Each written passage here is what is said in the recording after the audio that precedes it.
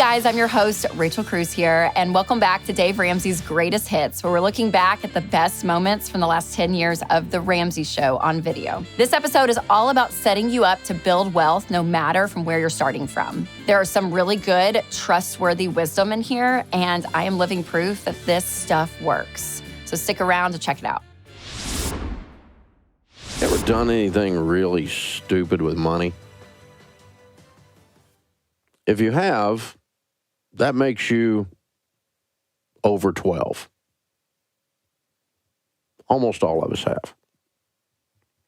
My wife Sharon and I started off with nothing when we first got married. Most people do, I think. And I started buying and selling real estate, and I got rich. By the time I was 26, I was a millionaire, making $250,000 a year. But I had done stupid. I borrowed too much money. Bank got sold to another bank, and some guy in another city looked down and said, there's a kid 26 years old, owes us millions of dollars. Let's limit this relationship, which is banker talk for ruin his life. They called our notes, and we spent the next 2.5 years of our life losing everything we owned. We were sued, we were foreclosed on, and finally we were bankrupt. I do everything backwards. I met God on the way up when I was becoming wealthy. Most people meet him at a point of crisis.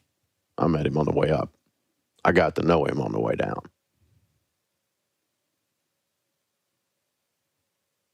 So, 28 years old with a brand new baby, a toddler, and a marriage hanging on by a thread, we got the opportunity to start from zero again. Only I had to figure out how money works. Not what your broke brother-in-law's opinion is. How money really works. And so, as a Christian, I decided I would figure out what the Bible has to say about money. And I talked to old rich people. I didn't want to talk to young rich people. I'd been him. I didn't want his opinion. In business, we study successful people in a certain area, and then we emulate or copy what they're doing in order to have the same success they've had. It's called best practices. It's why you hire a personal trainer. They have abs and you have a keg. They know something you don't know. They do something you don't do. And so we learn from someone that knows something we don't know because they've actually done it, not have a theory about it. See, I don't really care what your theories are about money if you're broke. You're just arrogant and stupid. You live in your mother's basement and you write a money blog. Nobody cares what you think. Dave Ramsey doesn't understand the power of credit cards. Oh, my God. Really, after 30 years, you're still writing that stuff? You've got to be kidding me. So we learned how to handle money. And we learned that money really is fairly simple. It's just hard to do. There's only about 4 or 5 things you got to do to win. You have to live on less than you make. You need to live on a plan, a written budget. You need to get out of debt, because when you don't have any payments, you have money. Your most powerful wealth-building tool is your income. You've got to learn to save and invest. And you can't do that when you're in debt, don't have a plan, and don't live on less than you make. You know why people don't put money in their 401k and their Roth IRAs? Because they don't have any money, because it's all going out the door in stupid butt car payments. And Sally Mae's got her own bedroom at your house because she's lived there for so long. This is pretty simple stuff, guys. It may be primitive. It may be easy to understand, but it is very hard to do because it has everything to do with you changing your heart and the way you function and the way you live your life, and you live like no one else so that later you can live and give like no one else, because that's the last one. There's a high correlation in all of our data between people who win with money and those that are generous. Generosity is a key element in people who end up winning with money. And it's pretty simple. It's because generous people are attractive, selfish people aren't. They're ugly. Attractive people seem to get more opportunities in life. Would you agree? We all want to help someone who's attractive. I'm not talking about physically attractive, but they're likable. The person that holds the door for you versus the one that cusses you for doing it. One that helps you pick up your groceries when they're rolling around the parking lot because the bottom fell out of your bag. That's a generous person. They might be a person who gives you some money because you're broke. You don't have money for food, or you're going through a hard time and they help you out. There's a high correlation between generosity and financial success. And it's not that financial success allows people to be generous. It's that generosity causes people to be people that are lovable, likable, more than selfish people. And they have a tendency to prosper. It's a pretty easy formula, really, if you think about it. And when you're out of debt, hey, Ramsey doesn't understand the power of credit cards. Yeah, I do. I've watched the power of credit cards destroy people's lives for years. I absolutely understand the power of a credit card. And I've watched stupid people write clickbait articles about me and other people saying how to use a credit card, the proper way to use a credit card, and credit cards are good for reward points. Yeah, I've never met a millionaire that said, Dave, I made all my money with airline miles. Dave, those Discover points put me over the top. That was my breakthrough financial moment. Never met a single millionaire, and I've met with thousands of millionaires. Never met one that said that. They all say, I can't believe people fall for credit card debt. I can't believe people continue to use these stupid credit cards.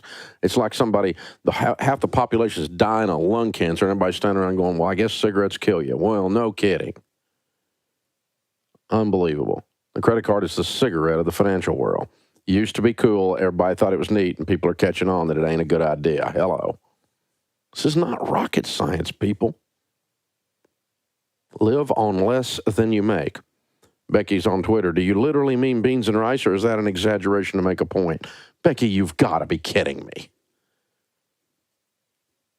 Do you really think people doing this plan only live on beans and rice? I mean, really? Twits on Twitter. Really? Of course not. It means lower your stupid butt lifestyle and quit spending money like you're in Congress is what it means. It means quit going out to eat. You're broke. It means quit buying the most expensive thing at Whole Paycheck over there and get your dadgum coupons out and have a meal plan and actually cook from scratch because it saves money. And don't go on vacation. You're broke. And don't buy that. You're broke. You have clothes in your closet. Stay out of the mall. Live on less than you make. That's what it means. If you didn't know, what you believe about the world and how it works causes you to make decisions. Those decisions affect your life. No kidding, huh? We kind of know that. So what you believe about the world, about money, and about the economics matters. Because it either paralyzes you like a deer in the headlights, or it causes you to push forward, persevere, fight and climb and scratch because you believe you control your own destiny. These things matter. These discussions of philosophy and theology matter because they affect whether or not you actually take the advice I give you every single day on the show and go use it. So when someone comes against that, I occasionally want to just stop and go, let's apply a little critical thought to this. So let me ask you this. Here's a belief that you have. And I want you to call in because we're going to talk about this the entire hour. Get ready. It's going to be juicy. What causes poor people to be poor?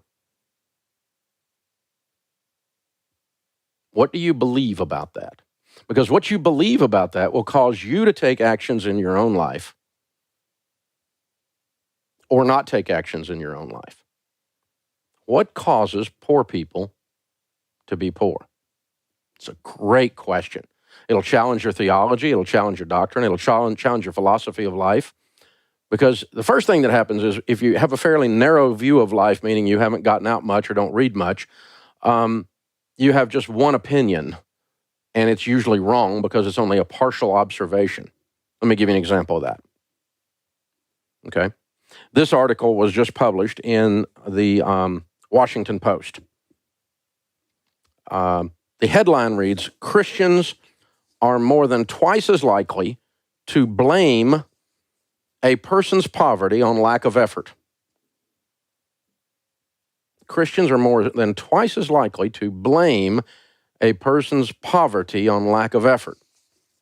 Washington Post and Kaiser Family Foundation asked 1,686 American adults to answer the question, what causes poverty?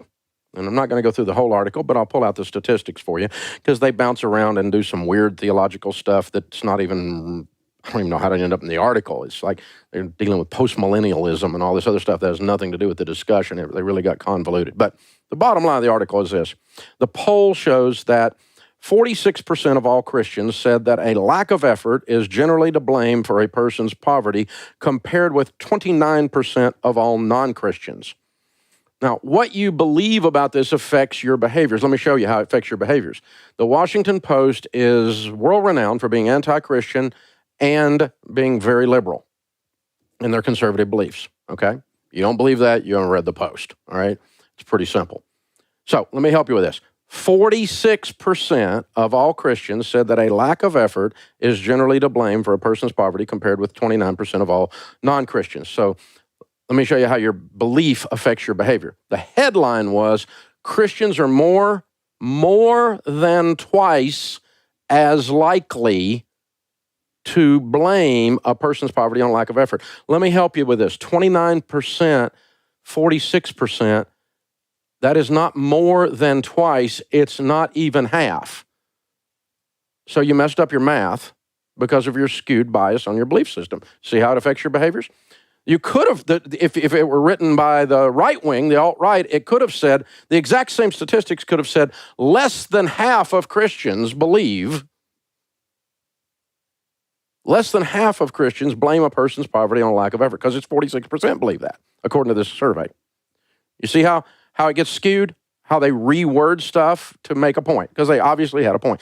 53% of white evangelical Protestants blamed a lack of effort, while 41% blamed circumstances. 50% of Catholics blamed lack of effort on poverty, while 45% blamed circumstances. In contrast, by more than 2 to 1, the bright people in America, the atheists, the agnostics, who have no particular affiliation, said circumstances are more to blame when a person is poor rather than a lack of effort. 65% of them said circumstances, only 31% said a lack of effort. Now listen to this line. This is fabulous. If you don't think that our media on both sides of the equation, right and left, are completely screwed in the head, this will tell you right here. The question is, of course, not just an ethical one. Ethical? Have they got a dictionary in that place? Ethical? How is this an ethical question? But it's a political one, and the partisan divide is sharp. Well, no kidding. That's why you wrote the article. Among Democrats, 26% blamed a lack of effort. 72% said circumstances. Liberals. Among Republicans, 63% blamed a lack of effort, and 32% blamed circumstances. Conservatives. And race mattered too. 32% of black Christians blamed lack of effort, compared to 64% who blamed circumstances.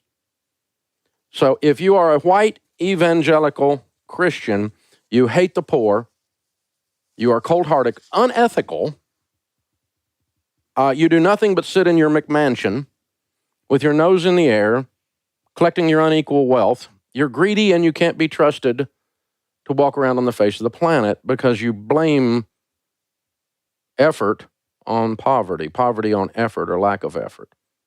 Now, you want to talk about this. This is going to be a great discussion today. The phone number is 888-825-5225. See, the implication of this is only the liberal elite, only people with skinny jeans and really cool beards that have an I Love Bernie 2016 and a Coexist bumper sticker on their Subaru can have the right to properly assess the poor. Now, let me help you with this. If you are in skinny jeans and you have a really cool beard and you drive a Subaru with a Coexist sticker, I'm your friend. I'll be your friend. I am your polar opposite, but I will be your friend. I drive a large pickup that will eat your Prius, 6.0. I carry a 1911 with a hollow point in the chamber, Wilson Combat on my hip most days. 99% of the time you see me, I'm armed. I almost always vote conservative. I hate the government intervention in my life. So I'm the opposite of you. And I am a white evangelical. I am the devil incarnate, which automatically means I'm racist, although I'm not. Half of the Ramsey personalities are black, if you hadn't noticed. And some of my best friends on the planet, by the way. Oh, I must be sexist, too. You got a problem there. Half the Ramsey personalities are women. See, this is a hateful premise is what it is. And the conservatives are not right on this issue, and the liberals are not right on this issue. But to write trash like this in a major newspaper is not only unfair and divisive, it's also a lie. It's untrue. And I'm going to give you some data and walk you through this to show you what I'm talking about. Not to defend the white evangelical Christian, but to discuss our worldview of what causes someone to be poor. So the Washington Post poll and article says 46% of all Christians said a lack of effort is generally to blame for a person's poverty, compared with 29% of all Christians. And that includes Catholics, Protestants, and they give the different breakdowns. I covered that in the first segment. So here's the problem. This is a hateful premise. And we have to stop dividing everyone down these lines of liberal, conservative, black, white. This polarization's got to stop. If you are driving a Subaru with a coexist sticker on it, I'll be your friend. I'm not mad at you. I don't have to go along with your political beliefs or ideologies to like you or to be your friend or help you if you call in. If you need some help with your money, I'll help you. I'll show you how to fix it. I'll help you. You and I don't agree on anything politically or religiously or whatever. That's fine. That's cool. I mean, when I go to Atlanta, the guy that I've used for 10 years that drives the car for me down there, he owns a car service, is a wonderful guy. His name's Elijah. He owns about 10 cars and has a big car service. I've helped him and talked to him about business, and he's Muslim, and he and I are friends. Hello. He's not trying to convert me to Islam, and I'm not trying to convert him Christian. We're just two guys running businesses, and we like each other. Oh, by the way, he's a black guy, I'm a white guy, just by the way, okay? Why do we have to always be so dadgum hateful? I don't get it. So I'm not mad at you. I'm opposite of you. And if you don't like that, that just means you're intolerant. So here's the thing. Let's first look at some data. Now, if Christians truly believe that poor people exclusively are poor because they're lazy, they have a funny way of showing it because of the amount of money that is given to poor people. ABC News had this article out just a little while back. Who is doing the giving? Let's look at charitable giving as the data. Because you wouldn't give to something you don't believe in. 3/4 of American families donate to charity, giving $1,800 each on average. Of course, if 3/4 give, that means 1/4 don't. So we assume that the rich give more than the middle class more than the poor. I've heard liberals that care more than the less fortunate, so we assume they give more than the conservatives do. Are these assumptions truth or myth? To test what types of people give more, 2020 went on to two very different parts of the country with contrasting populations. Sioux Falls, South Dakota, and San Francisco, California. The Salvation Army set up buckets at the busiest locations in each city, Macy's in San Francisco, Walmart in Sioux Falls. Which buckets collected more money? Sioux Falls is rural and religious. Half of the population goes to church every week. People in San Francisco make much more money, are predominantly liberal, and just 14% of the people in San Francisco attend church every week. Liberals are said to care more about helping the poor. So did the people in San Francisco who are wealthier and liberal give more? Turns out the idea that liberals give more is a myth. Of the top 25 states where people give an above average percent of their income, 24 of them were red states in the last presidential election. Arthur Brooks, the author of Who Really Cares, says that when you look at the data, it turns out the conservatives give 30% more. And incidentally, conservative-headed families make slightly less on average. And he says the difference in giving goes beyond money, pointing out that conservatives are 18% more likely to donate blood. He says this difference is not about politics, it's about a different way of viewing the world and our view of government. So here's the deal. If Christians, white Christians in particular, believe that the poor are slackers, overwhelmingly the number one group that gives to the poor are Christians. Evangelical white Christians, black Christians, Catholic Christians, Hispanic Christians are the number one giving group in the United States and for that matter worldwide. Of those who attend a weekly worship service, 91% give. something to someone.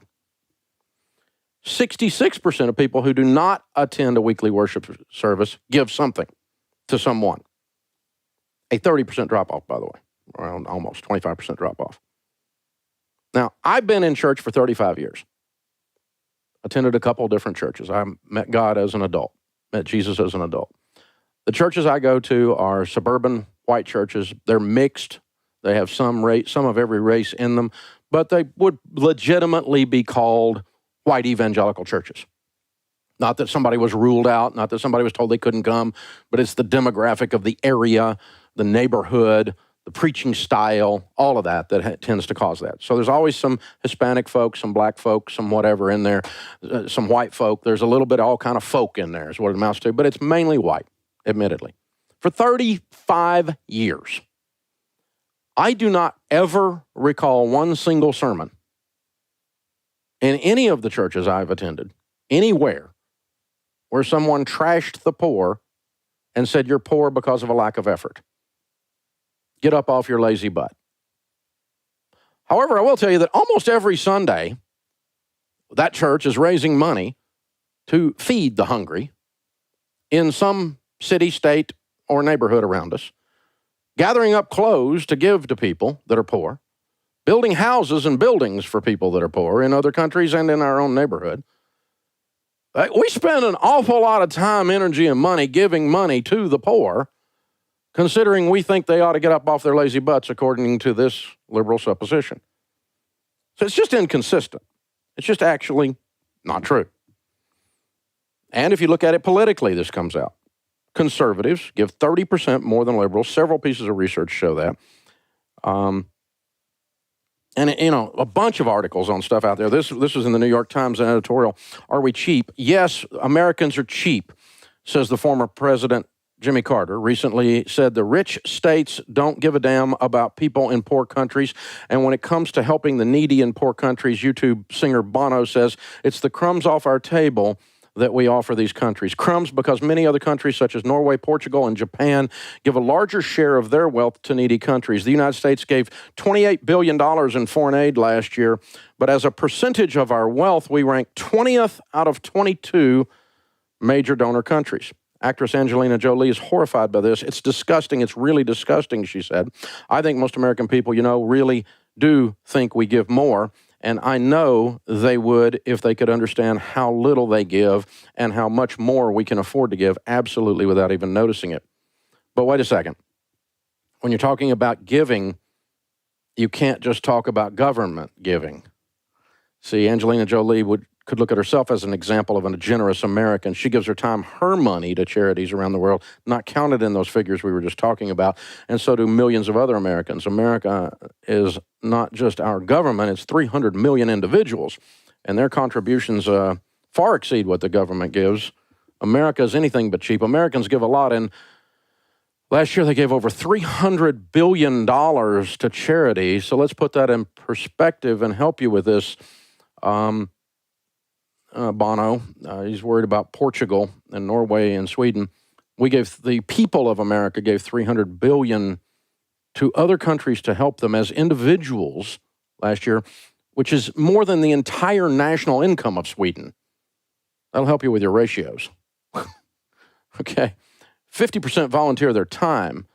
Americans are the most generous per capita in the world. The data says President Carter's wrong. If we look at how much money Americans give per capita compared to citizens in other countries of the world, we find that the average American citizen gives away 3.5 times as much as the average French citizen, 7 times as much as the average German citizen, and 14 times more than the average Italian citizen. That's a per capita number. So the data shows that Americans are generous, that Christians are generous, and reaching out to help poor people. So why all the hate? Why are we hating on the Christians who are giving all this money to poor people? Maybe it's all about dividing the country because if you look at the government and you think government is the sole source of charity, then you would run an agenda where it ran articles like this that shows that we need to give more to the government because they're where charity comes from, and yet the data shows otherwise. So how do we help the poor? What causes poor people to be poor? We'll deal with that when we come back, and then we'll take some of your calls. I want to know what you think. Why do you think poor people are poor? Okay, so we're actually using our brain and not our emotions. We're actually thinking. It's called critical thought. And we say, a Washington Post article comes out that says more than half of Christians believe, more than twice as many Christians believe, which the math was wrong on, by the way, more than twice as many Christians believe that lack of effort on the part of the person causes their poverty more than anything else. And of course, we've defeated that. It's just a liberal slant on something. They're just trying to stir it up. We've defeated it by understanding, that the data all shows that Americans and conservatives and Christians, as three different groups, but also intermingled groups, give more by category than anyone else in the world to the poor. So why would you give to the poor if you think they're lazy and shiftless like that? You wouldn't. You're trying to help them because we that are in that category or in some of those categories understand some things. So you just can't believe the liberal Washington Post when they're trying to say that white evangelicals that elected Trump are primarily politically conservative or greedy, two-faced, and their motives can't be trusted. That's the essence of this. It's hating. It's intolerance on the part of the left. So instead of dividing this country between liberal and conservative or black or white or Christian and non-Christian, why don't we just talk about the real problem, which is poor people? How can we help them? What causes them to be there for real? Well, let me just tell you, it is not just lack of effort. It's also circumstances that they're born into. And it's also oppression from the outside, holding them there. It's all three things, and it's all three things in different ratios depending on the situation. Let me give you a couple situationals, and we'll look at the ratios for a second, okay? Let's take a person who is in Haiti, been through an earthquake, has a corrupt government. Poverty like no other on the planet, hardly, Haiti. So are they poor because of a lack of effort? You have to universally say no. Their poverty is not caused by a lack of effort. The island's a pile of rocks to start with. It's almost impossible to grow something there. Drilling a well is a major undertaking. The banana republics that have been in and out of there, the corrupt governments, are just ridiculous. And a lot of the charity money that goes down there just goes down a black hole, sadly. So those people are not poor because they're unwilling to work. That is an absurd statement. It's circumstances, by and large.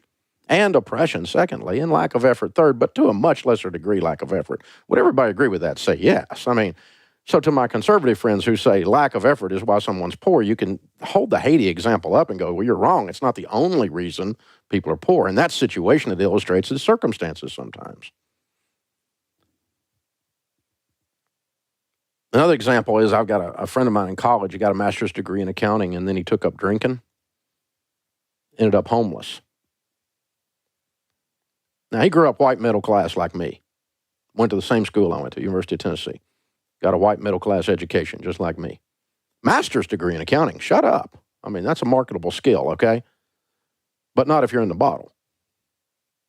Ends up 2 broken marriages and homeless. So what's his poverty caused by? Circumstances? Nope.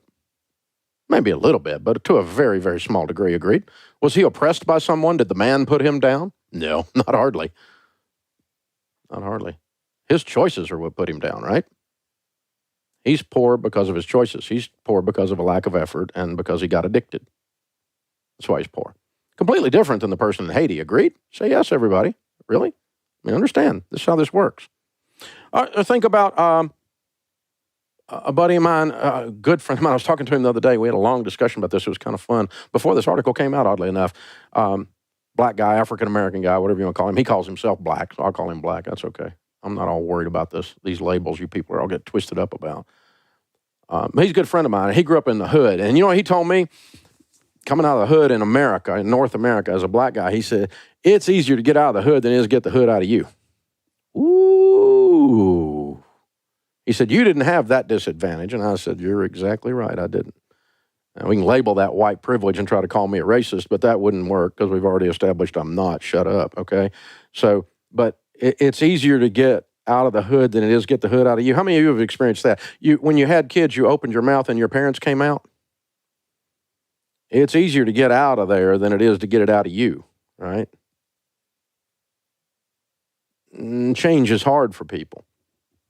So what's his deal? I mean, is he successful? He had to overcome circumstances, some oppression because of racism is still real out there.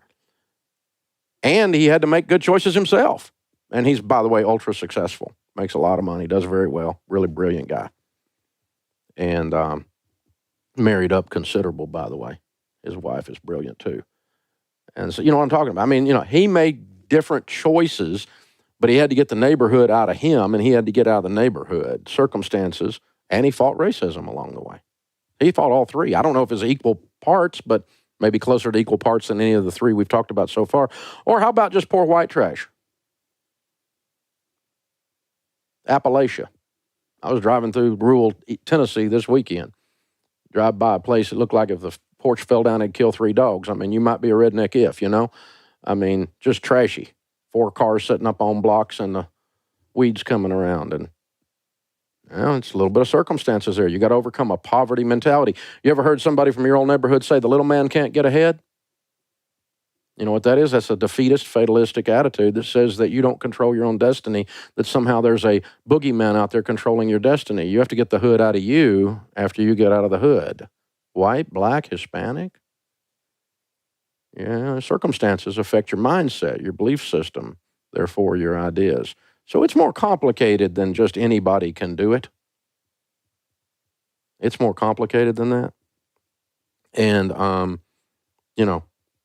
but truthfully, in America, in North America, you got a better shot than anywhere else. So this idea that the government should take over because other people don't love the poor is ludicrous. And it's sometimes loving someone to say, hey, you're making decisions that are keeping you poor. You're taking actions or lack of action that's keeping you poor. And sometimes it's helping them get the hood out of them, as my friend who came from the hood said. So that's the deal. So what we're talking about here is healing the brokenhearted. We're talking about hopelessness. And we're talking about tools and belief systems. So the danger of something like this WAPO article, the danger of the left-wing nut job saying that everything's fixed, you can't get ahead unless the government does it, it's actually a Marxist agenda to march towards communism, because that's the belief system that says the government is the only thing that can fix things that individuals can't fix themselves. Now, the truth is that individuals can fix themselves with help in the community. That's the truth. And the truth is that circumstances can be shifted. And the truth is that money does those things. And sometimes there's a government thing that works, but you're hard-pressed to find a government program that solved poverty. You've shown me one anywhere. A government program that solved poverty. It's just ludicrous. It's just almost impossible to find one. So that's what you're looking for. So you want to know how to help the poor, you got to work on all three of these things and on different ratios for different situations for poor people. It's not situational ethics or situational truth. It's that different people are poor for different reasons primarily. Is it their circumstances? Is it their decisions, beliefs, effort? Or are they oppressed? Oppressed would be like, how about the lotto? Almost all lotto tickets are purchased by poor people in poor zip codes. Guess whose kids go to school using the lotto money? White middle-class people? That's a government oppression of the poor. How about payday lenders? Are they oppressing the poor? Yeah. So do we need to stand up against things like that because it hurts the poor? Yeah, we do. We do. Do we need to give money and help the poor? Yeah, we do. Do we need to call them out on their decisions they're making sometimes? You bet. We'll do all of the above around here. And it'll make some of you unbelievably uncomfortable. And it's one of my natural gifts. Back with your calls on The Dave Ramsey Show.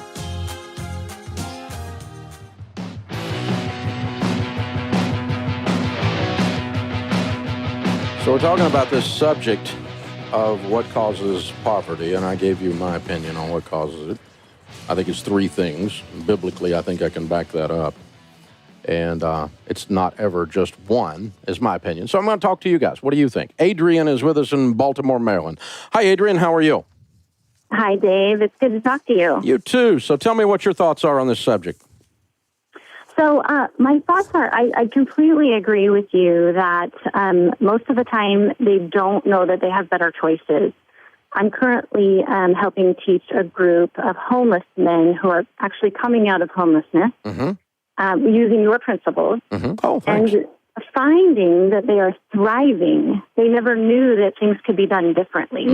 They just didn't understand that life could be done different. And I'd also like to say that what put them there?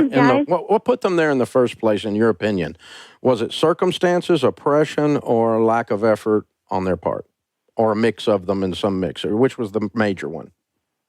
I would say a lack of education, for sure. They had no role models to show them how to do things correctly. So more than technical education, you mean by role models, you mean belief that, hard work does pay off kind of thing. Yes. Oh, these guys work hard. They work really hard. But do they believe... okay, go ahead. I'm sorry. I'm sorry. No. Most of them, especially in the area I live in a pretty affluent area, most of them are just living too close to their margins. Okay. And they got clipped by that. Yeah. How long have you been doing this? I've been doing this 2 years. I also help recovering addicts. Cool. How many in your group? Currently, I have a group of 3 white men. Okay, cool. Yeah. All right. Hold on. I'm going to have Kelly send you out books for all of them from me, okay? Oh, thank you so much. All right. Hey, thanks for calling in. Appreciate your opinion. Chris is with us in Los Angeles. Hi, Chris. Your question. Hey, Dave. How are you doing? Comments on this, I guess, is the proper word. Yeah. Can you hear me fine? Yes, sir. Oh, cool. Well, it's a pleasure to talk to you. I guess I have an opinion on this where, I grew up in Long Beach, California. My grandparents are from South Central Los Angeles, and most of the world knows it's not the most affluent place in the world. But my grandfather was a landlord. He came here from New Orleans, in the 1930s, 40s. Had a family here. He, he had bought apartment buildings, and he never really had anything growing up. But I grew up with my grandparents, so I learned from them. So I guess from my perspective, it's more about mentorships. And it starts young. I think a lot of kids need to seek people who are actually doing it.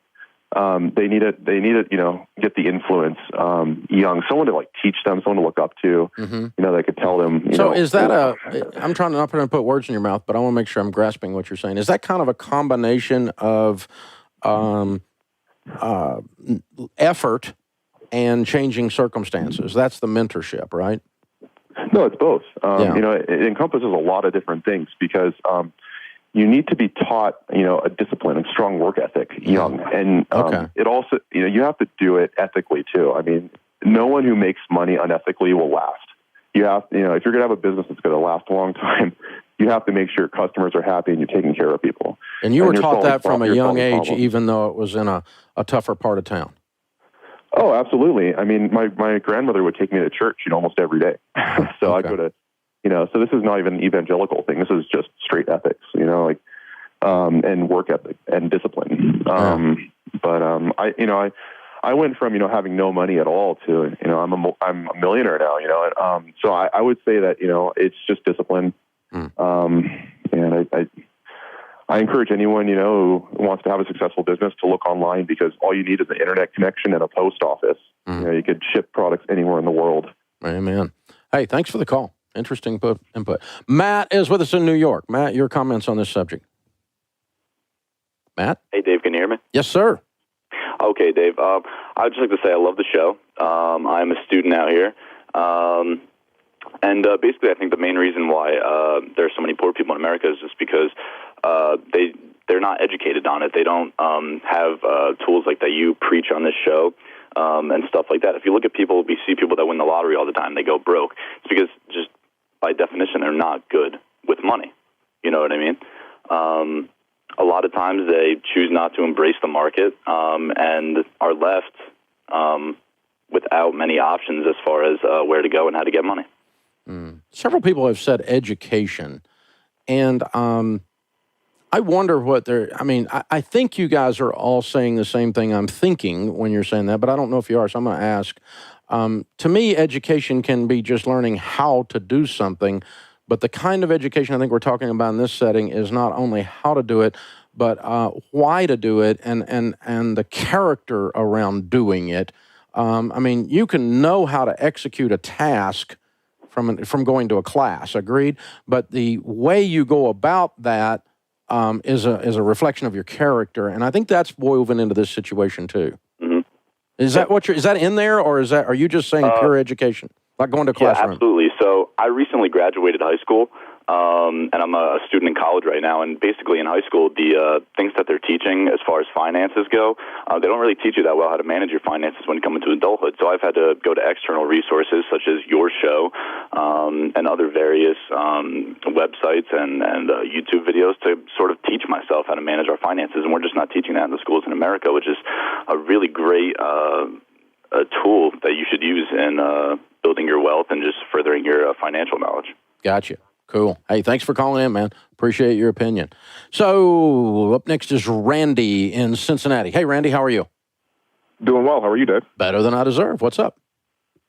So I had a quick comment and question. I'm new to your whole program, and my wife and I are just getting started. So, your initial comment, I agree with that the article was very divisive. But right after you said that, you said a few comments like, my truck would eat your Prius, and that you walk around with hollow-tip bullets. And don't you think that's a little bit divisive in itself if you're trying to have an open discussion? Do you think that's like an appropriate thing to say? Well, no, it was two things. One, it was to show the gun comment was to show a juxtaposition that I can disagree with people who are polar opposites and still be friends with them and still help them. The truck comment was called humor. I get that.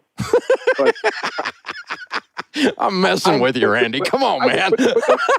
I understand, but don't you think that if you're trying to have an open discussion, you're kind of like alienating the liberals that they want to call in and give a viewpoint? They're like, hey, I don't really feel comfortable calling into this guy. You might make a comment like that. Well, they might not. That's true. That critique would be fair. My purpose was not to do that. My purpose was to say we help everybody. And the guy with the coexist sticker is polar opposite of me, and I'll still help him. He's still in my classes. She's still in my classes. They got great beards, some of them. It's just laughing about skinny jeans and all that stuff. That's all just cutting up because I'm the old bald white guy, right? So with no style sense whatsoever. So it's just a juxtaposition, and it's just like for some reason we've decided that we pull up beside someone in traffic and we hate them and we've never met them. Based on what they're driving and their bumper sticker art. And I get that all the time in the seat that I sit in, and I watch people do it, and it's like, man, you just have to go about this for a political agenda. And you're right, it's just it's sickening. So if I got a little bit off base there, I was trying to have fun. I'm part of it, and part of it I was trying to show a juxtaposition. If I missed the mark, I apologize. It's all good. Thank you for the time, Dave. Thank you, Randy. Appreciate you joining us. It's a good discussion. Christians are more than twice as likely to blame a person's poverty on lack of effort, says the Washington Post. My contention is that 29% is not twice as, over 46% is not twice as likely. It's not even half, so you're probably going to work on your math, number one. My contention, number two, is that that's not a Christian position at all. And the Washington Post, once again, just like a lot of the other news outlets on the left and on the right, are more about driving an agenda than they are having a reasonable discussion. Poverty is caused by circumstances, oppression from the outside, by government and marketplace predators, and by bad decisions / lack of effort. It's caused by all three things in different ratios, in different settings, and we covered some examples of that this hour. Fun discussion. I'm sure it'll stir some of you folk up, but it's one of the things I'm here for, is to make you actually think instead of just following along with your head so far up your politics you don't have an original thought. This is the Dave Ramsey Show. Today's question is from Ricky in Washington. He said, David, just gone through my second beater car, tired of being on a first-name basis with the AAA tow truck driver. I'm out of debt.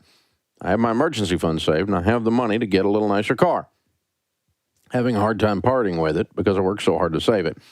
Can you talk a bit about the struggle people have with spending money even when they have it to spend. Yeah, it's so hard to finally get some in savings. It's hard to release it, especially if you're wired as a saver. Now, I'm wired as a spender. My wife is wired as a saver. Usually we fall in one of two categories. I think you're wired as a saver. She gets great comfort from having that pile of money more than she would get great comfort from having a reliable car. Me, I'd rather have a reliable car.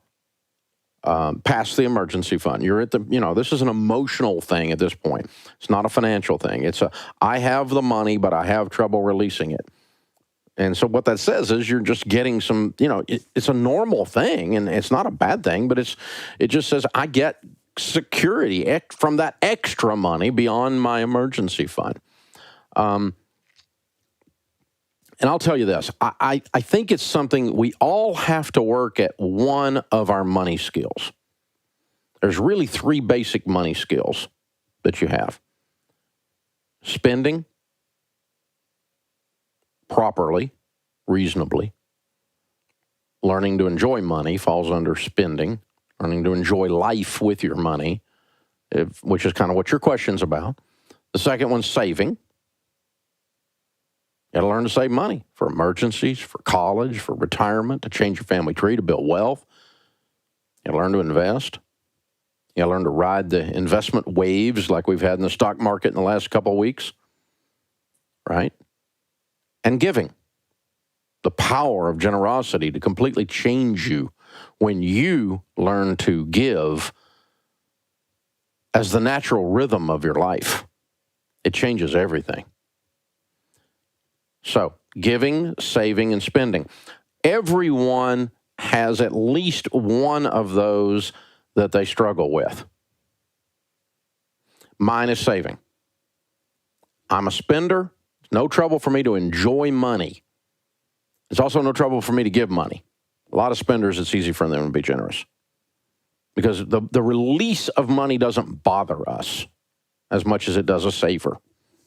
But I'm weak at saving, and that's why God makes me teach this every day. I'm no longer weak at saving, but it wasn't my natural default.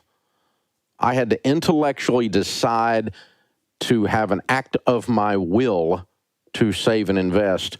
And really what drove me to do that as a spender-giver is that I would have more to spend and give if I built more wealth. I can spend more and give more. And that's my only reason for saving. It's not because I just love saving money. I still don't to this day.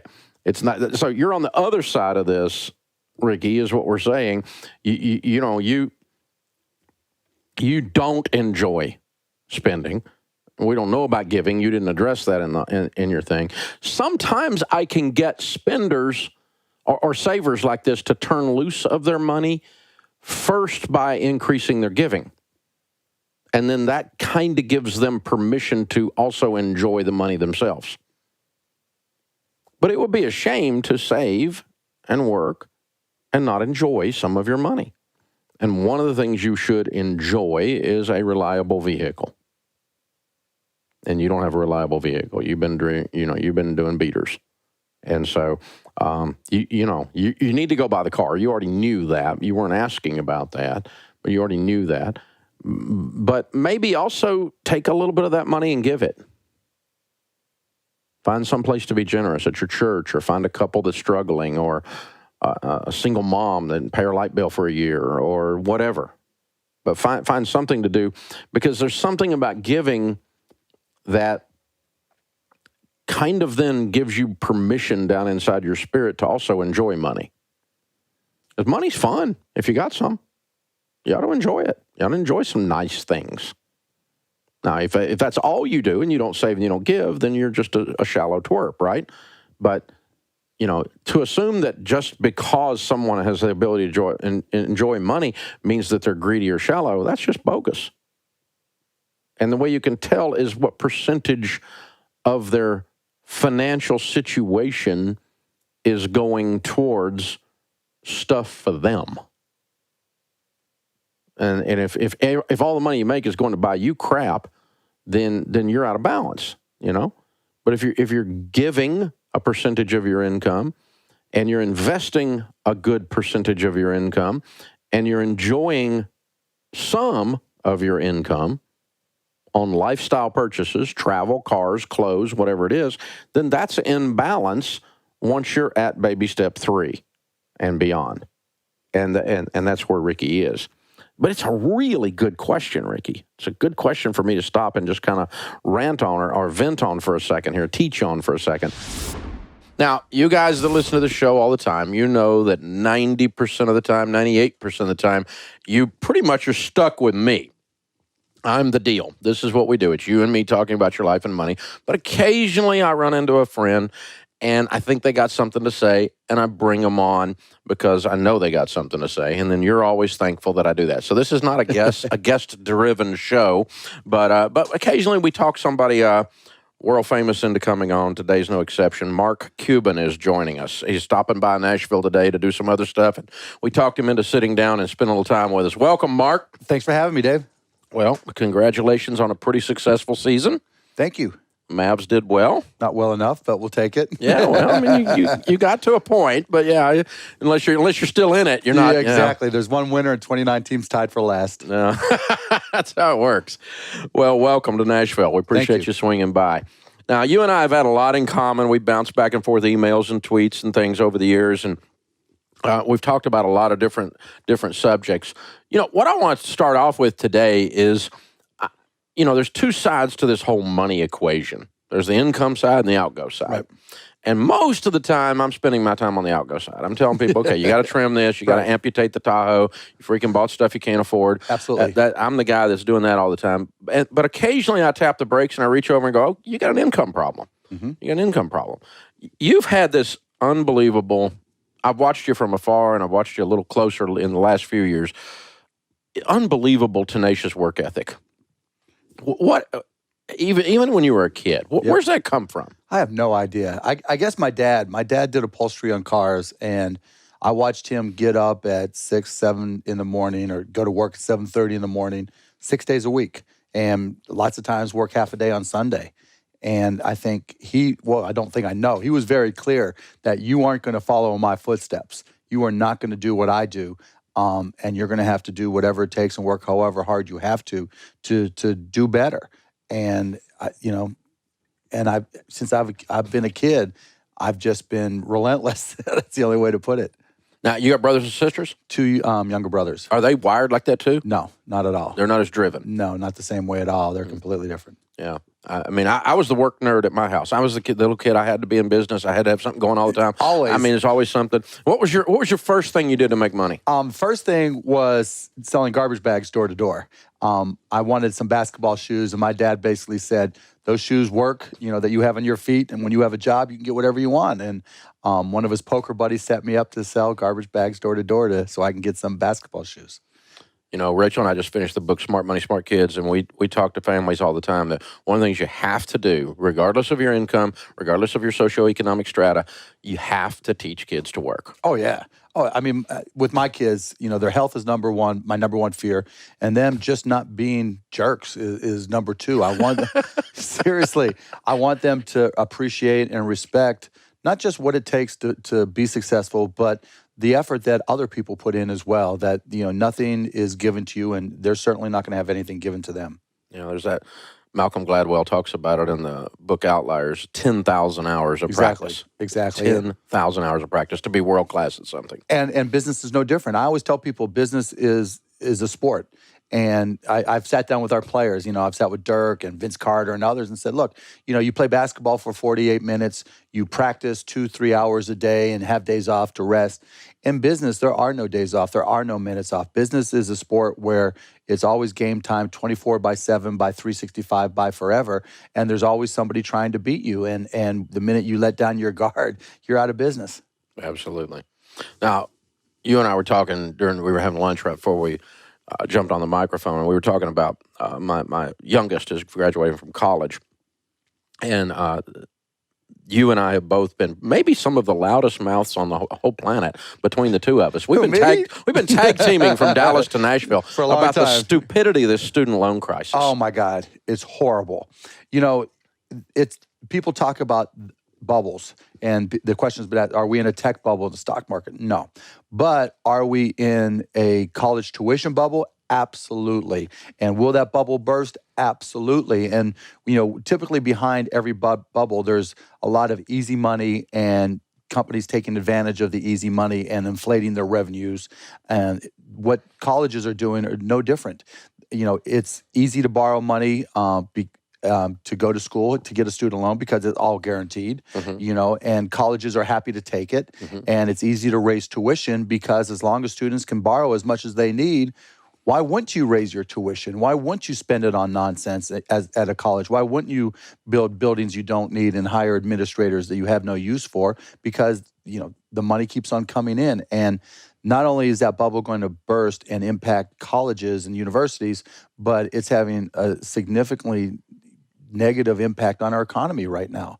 Kids can't graduate from school and go, lease new apartments or buy new homes or buy new cars or go out and buy a new suit. Instead, they've got to just, pay back their student loans. And that's a huge drain on our economy. It's a big problem. It's a huge problem. You and I are both voracious, perpetual learners because if you're not learning, you're getting killed. Exactly right. You're getting your head taken off immediately. Right. So knowledge is not a problem. I mean, we obviously believe in knowledge. Got to work, yeah. So what are you teaching your kids about going to college? Well, my kids are 4, 7, and 10. So I know, but I mean, you're thinking about this. What I try to teach them is that you've got to learn how to learn. To me, the most important part of college is, are you learning how to learn? Because learning is a lifetime achievement. It's something you've got to continuously do. And one of the things that I'm trying to create varied interests for them, because I don't care what they major in college as long as they learn. And I want them to start now being excited about learning. I mean, literally, I'm online looking to see if there's any programming camps for my 4-year-old, and trying to convince my daughter she doesn't have to take every dance class in America, that she can learn some other things and experience those. Very cool. Very cool. Now, regarding debt, your advice on the best way to get rich, other than invent broadcast.com. Or anything. Or something, yeah. Or get lucky. Yeah. When we come back from this, we're going to head into a break. When we come back, I want you to talk about debt, your perception of debt, consumer debt, and what you would do, because I always think it's very smart for people to listen to people who have won with money. And obviously, with your notoriety, you definitely won with money. There's no question about that. Right. And Shark Tank is a way you're getting into a lot of these businesses with some special eyes. Yep. And so I want to talk about that a little bit when we come back, as well as some of the things you're learning on Shark Tank. So Good stuff. Years ago, I was sitting in Financial Peace University classes, and people said, "What do I do first? And what do I do after that? And what do I do after that? Where do I start? In my situation, what do I do?" And out of those conversations, we started realizing we all need a good financial planning, clear path. A clear path to go from wherever I am to wealthy. That's financial planning. Now, if you don't want to do that, that's okay. You probably shouldn't listen to this show. It's what we're doing all the time here. We're trying to take you from wherever you are to wealthy. Wealthy and stable, for that matter. Not only getting out of debt, but there's a reason to get out of debt. You get out of debt so that you can retire with dignity. You get out of debt so that you can change your family tree. You get out of debt so that you can build wealth and be outrageously generous. So the baby steps was developed out of that. I didn't just sit around one day on my couch and go, "We need 7 baby steps in the financial space, and I think I'll invent them." No, it's actually, I had worked with thousands and thousands and thousands of people, and I couldn't answer their question without digging into each and every situation and going, "This is what you do, this is what you do, this is what you do." But we know you need to be out of debt and have an emergency fund. That's foundational. Any of us in the financial planning arena know that. It's foundational. And we know you need to be investing to be able to build wealth. That's foundational. And we know your mortgage is big, so paying that off, it's foundational. So just the question was how to put those in an order that was practical and applicable that actually worked. And that's where the baby steps were born. And the reason that they've been so successful, why the book, The Total Money Makeover, which is basically the baby steps on steroids, why it's been so successful is because it's a clear path and it's based on basic financial planning logic, and it works. And so even my friends in the financial planning community that don't like me grudgingly admit that the baby steps is freaking genius. And because it is. It is. Not because I'm genius, but because it's a clear path, and we all need a clear path to do whatever it is we're going to succeed at. What are the things I need to do to get to winning if I'm not winning? What's the steps? What's the clear path? We all need that. So to get you started on the right foot, we have the Baby Steps bundle in the store right now, which includes the Total Money Makeover. It includes the Retire Inspired audiobook, the Love Your Life Not Theirs audiobook, the Starter Envelope System, the Every Dollar Guide to Budgeting, and you get a free pass to the Smart Money live stream experience that Chris Hogan and I will be doing in Louisville, Kentucky on April the 25th. You can watch that event live stream as a part of this. This is a limited time offer. You can get all that for $29.99. That is a deal. DaveRamsey.com or call us at 888-22-PEACE, 888-227-3223. But the moral of this story is not the bundle. The moral of the story is develop a clear path to something. Find someone that has a clear path to it. You're wanting to lose weight? What's the clear path to losing weight? You want to improve your marriage? What's the clear path to improving your marriage? What do you do? Do this, and then find a proven process, a proven plan, and then don't try to fix it. Because if you already had it figured out, you'd already be there. So don't fix somebody else's clear path, somebody else's process that's already working. Have you ever had anything more aggravating than, a friend of yours asks you to lunch and says, hey, I'm having trouble in my marriage, what do you think? And then you tell them and they don't do any of it. And yet you've got a great marriage and theirs is on the rocks. And you go, dude, the way you talk to her, no wonder. You treat her like dirt, man. What's your deal? And then you don't change. Nothing worse than giving somebody advice and they don't change. It doesn't do any good. It's wasting my time. I've had friends and relatives over the years that say, I want your opinion about this. And then they go do none of it. So the next time they want to take up my time for my opinion about something, I'm not as available. You know what I'm saying? So when you find something that works, submit yourself to it. Submit yourself to it. I have a friend of mine that is on a weight loss exercise program that is dialed in. And she has lost 65 pounds and is in great shape. But you know what she did? She did not try to fix any of their system. She did not try to modify and do her version of any of their system. She found their system. It absolutely works, and she's doing every iota of it. She completely bought in. Join the cult. Shave your head and drink the Kool-Aid, right? Submit yourself to a winning process. That's what she did with that weight loss and exercise system, and it's worked to the point everybody's going, what did you do? Chick lost 65 pounds. That's noticeable. Hello. Everybody's going, what up? What'd you do? And then she tells them, but then they don't go do it. Uh-huh. There you go. See right there. It's exactly what I'm talking about.